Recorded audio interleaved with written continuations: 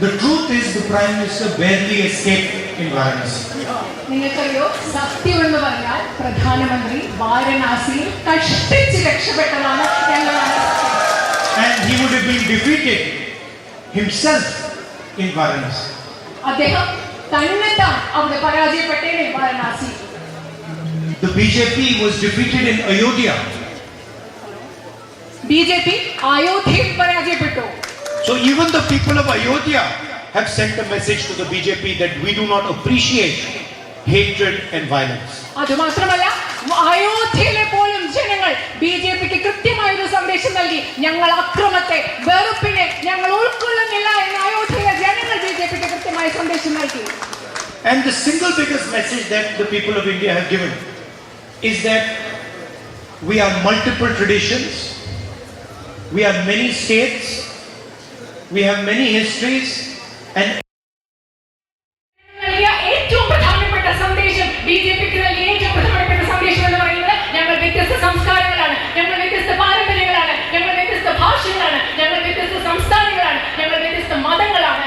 ഈ രാജ്യത്ത് ഈ ഓരോ മതവും, ഓരോ ഭാഷയും, ഓരോ സംസ്കാരവും, ഓരോ സംസ്ഥാനവും, ഓരോ ചരിത്രവും ബഹുമാനിക്കപ്പെടണം എന്ന സന്ദേശമാണ് ഇന്ത്യയിലെ ജനങ്ങൾ കൃത്യമായി നൽകിയത്. I can tell you that the government that has been formed in Delhi is a crippled government. ഞാൻ പറയാം നിങ്ങളോട്, ഇന്ന് ഡൽഹിയിൽ ഉണ്ടായിരിക്കുന്ന ഒരു ഗവൺമെന്റ് സമ്പൂർണ്ണമായ ഒരു ഗവൺമെന്റ് അല്ല, പ്രശ്നങ്ങളുള്ള ഒരു ഗവൺമെന്റ് തന്നെയാണ്. The opposition has dealt a fatal blow to the BJP. ബിജെപിക്ക് കഠിനമായ ഒരു അടിയാണ് ഇന്ത്യയിലെ പ്രതിപക്ഷം നൽകിയിരിക്കുന്നത്. And you will see that even Mr. Narendra Modi's attitude will have to change. നിങ്ങൾ ശ്രദ്ധിച്ചാൽ മനസ്സിലാക്കാൻ പറ്റും, നരേന്ദ്രമോദിയുടെ കാഴ്ചപ്പാട്, നരേന്ദ്രമോദിയുടെ സമീപനം മാറേണ്ടിയിരിക്കുമെന്ന് നിങ്ങൾക്ക് മനസ്സിലാക്കാൻ സാധിക്കും. Because the people of India have sent him a clear message. കാരണം ഇന്ത്യയിലെ ജനങ്ങൾ അദ്ദേഹത്തിന് കൃത്യമായ ഒരു സന്ദേശം നൽകിയിട്ടുണ്ട്. From our perspective, our role of opposition will continue. നമ്മുടെ കാഴ്ചപ്പാടിൽ നിന്ന് പ്രതിപക്ഷം എന്ന രീതിയിൽ നമ്മുടെ പങ്ക്, ഉത്തരവാദിത്തം അത് തുടർന്നുകൊണ്ടിരിക്കും.